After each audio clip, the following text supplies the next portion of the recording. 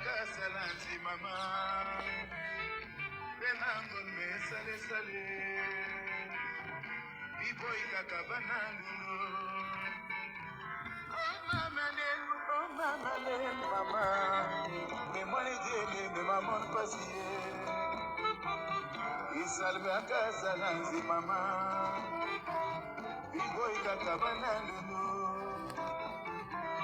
Oh mama Memori diele, me mamon pasiye. Isalme Salanti mama, penamon me sale sale, biboy kakabanangu. Oh mamele, masiyae. Memori diele, me mamon pasiye. Isalme Salanti mama.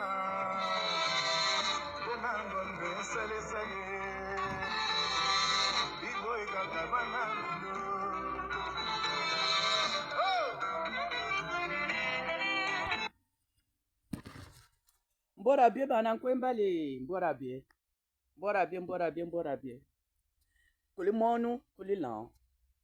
Bonjour mon monde, bonjour, on se retrouve à nouveau.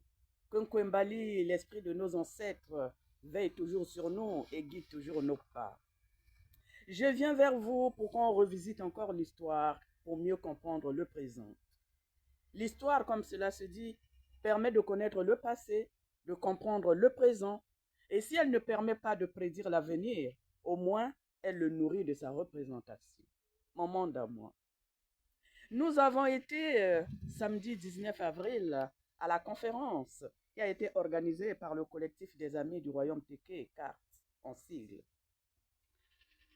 Nous avons le thème, on va dire le thème de référence, c'était le royaume Téké et les colonisations européennes en Afrique centrale. Oui, nous avons passé des moments importants, des moments intéressants. Nous sommes allés dans l'histoire, nous avons voulu comprendre le pourquoi et le comment. Et naturellement, j'étais une parmi les trois, pas les trois animateurs, les trois conférenciers, on va dire ça, qui avons travaillé sur le thème. Beaucoup de questions ont été posées et beaucoup de questions constructives. Des questions qui valent la peine qu'on puisse vraiment aujourd'hui en parler. C'est pour cela que je fais cette vidéo. Mon monde à moi. L'histoire, c'est rappeler les événements passés. Comme je l'ai dit tantôt, l'histoire, on l'a subie. Mais on ne peut pas refaire l'histoire. Si on pouvait la refaire, peut-être que nous la referions autrement. Sauf qu'on ne nous donne pas ni l'occasion, ni le temps, ni le droit. Je vais essayer de passer en revue les quelques questions qui m'ont été posées. Est-ce que tous les Téké font partie du royaume Téké? La réponse est oui. Parce que les Téké, dire Téké, ce n'est pas une ethnie. Téké, c'est un peuple. Et ce peuple est divers et varié. Rien qu'au Congo-Brazzaville, là où nous sommes, il y a au moins 56 ethnies qui forment le peuple Téké. Et nous dépassons le Congo-Brazzaville, nous allons en RDC. Là aussi, nous avons les diversités du peuple Téké. Nous allons au Gabon, nous aurons aussi là les diversités des peuples Téké. Le peuple Téké, le Téké est un peuple qui forme le royaume Téké.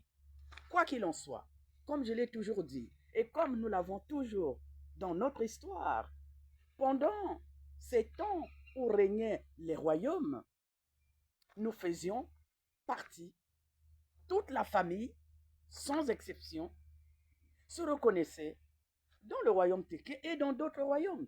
Donc nous avons, en parlant du Congo, même de la RDC par exemple, nous avons le royaume Téké, le royaume Luango, le royaume Congo. Ce sont les trois royaumes qui sont connus et on voit leurs ramifications. Chaque royaume a ses ramifications. On peut dire que le royaume Congo, ça part de l'Angola et ça se ramifie jusqu'au Congo-Kinshasa, etc.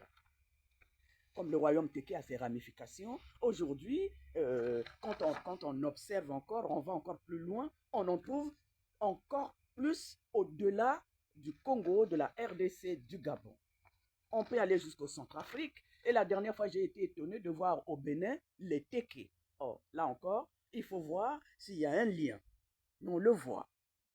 Hein? Et nous allons, comment on appelle ça déjà? On m'a parlé encore d'autres pays. Ils sont nombreux.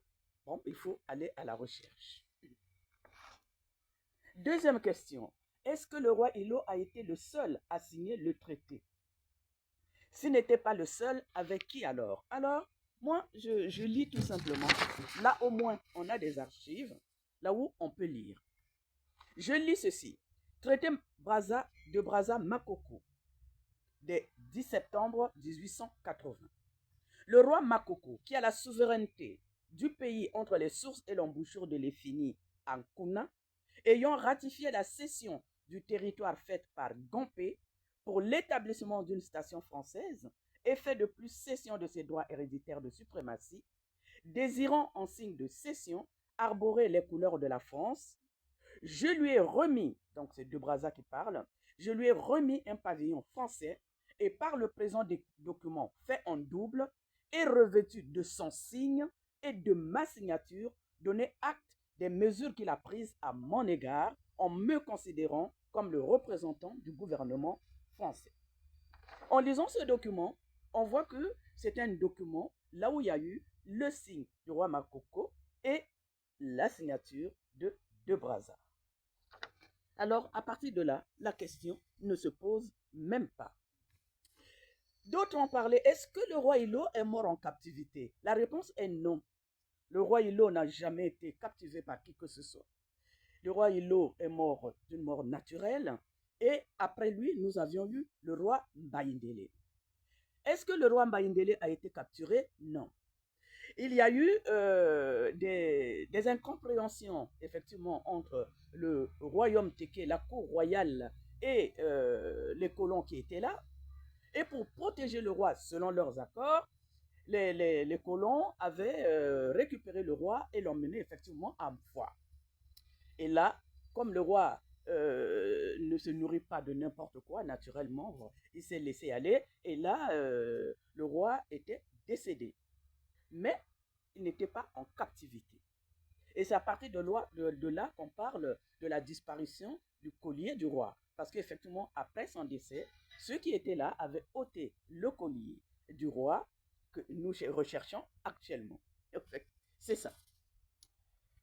Alors, Ngaliema, en RDC, était-il le représentant du roi? Oui. Du roi Makoko, la réponse est oui. Ngaliema, le chef du village Kitombo, sur la rive gauche du Congo, représente l'autorité du Makoko de Mbé. Et c'est Ngaliema qui a signé le traité d'amitié avec Stanley, un représentant du royaume belge. On va dire ça, un explorateur représentant le royaume belge. Voilà un peu, c'est là donc pour qu'on puisse comprendre l'histoire. On m'a posé la question, la relation entre les royaumes. Oui, les royaumes sont des entités qui existent entre les royaumes. En tout cas, chez nous, il n'y a jamais eu de conflit entre les royaumes. Ça, c'est la première chose. Comme j'ai parlé du royaume Luango, du royaume Congo et du royaume Téké, ce sont les trois royaumes connus, reconnus dans nos entités, dans notre société des Bantous.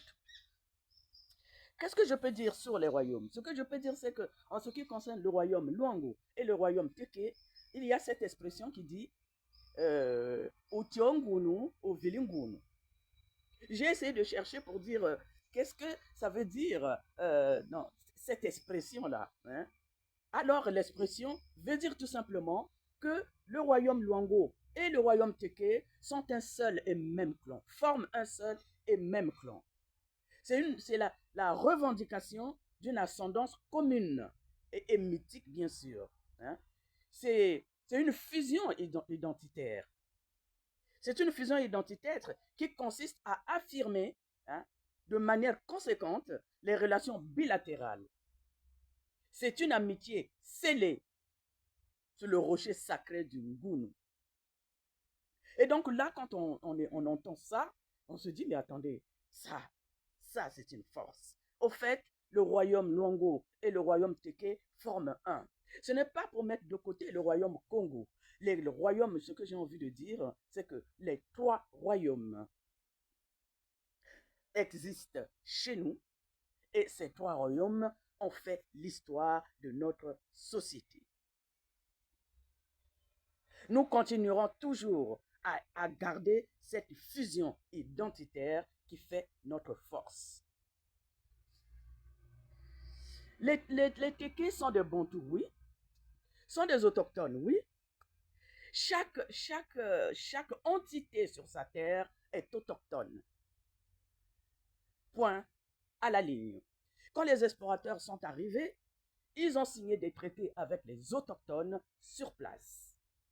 Et en ce qui concerne le royaume Téké a signé le traité de protectorat avec Pierre Savorgnan de Brazza, un explorateur italien qui était dénaturalisé français.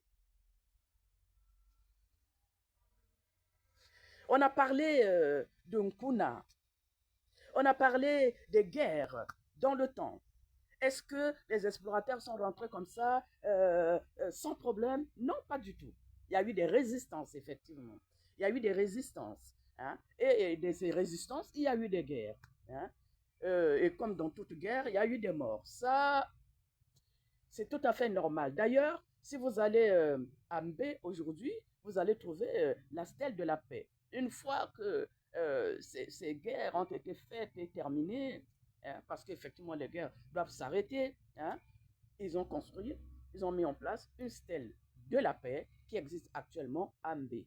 Si vous avez l'occasion d'y aller, demandez et vous irez visiter cette stèle.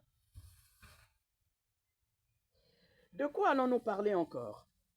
Alors, donc quelles sont les questions qu'on a? Je crois que j'ai répondu à toutes les questions qui ont été posées ce jour-là, en tout cas les quelques questions qui ont été posées. Voilà mon monde. Voilà, effectivement, quand on a parlé du roi Ilo Ier, j'ai parlé donc du traité de protectorat qui a été signé et que Ngaliema a signé le traité d'amitié avec Stanley. Voir un peu, je voulais juste ramener un peu les quelques éléments de cette conférence hein, de cartes qui a été magnifique, qui nous a permis de revisiter l'histoire hein, et ça fait toujours du bien parce que pour la génération future ou pour les jeunesses d'aujourd'hui, ils ont un besoin de savoir et nous-mêmes aussi d'ailleurs. Hein. Je reprends toujours et j'avais conclu en disant comme je l'ai dit au départ, revisiter l'histoire pour comprendre le présent. L'histoire permet de connaître le passé, de comprendre le présent, et si elle ne permet pas de prédire l'avenir, elle le nourrit de sa représentation. L'histoire est à la fois l'ensemble des événements du passé et la manière dont ces événements sont décrits et présentés. Apprendre l'histoire est essentiel pour comprendre la chronologie de notre monde. L'histoire nous aide à mieux comprendre le présent, nous permet de comprendre les événements passés et leur impact sur notre société actuelle. Elle permet également d'aborder les événements sous de nombreuses perspectives, recherchant leurs causes et effets, comprenant leurs changements, évaluant leur importance et analysant leur interprétation contradictoire. Mon monde à moi, voici ce que j'avais à vous apporter aujourd'hui, juste ces quelques éléments. Si j'ai apporté quelque chose à vos connaissances, tant mieux. Qui sait tout ne sait rien. Ensemble, nous irons plus loin. Seul, j'irai plus vite. Quand j'ai dit cela, je vous dis à très bientôt. Et c'était la reine, la seule et l'unique.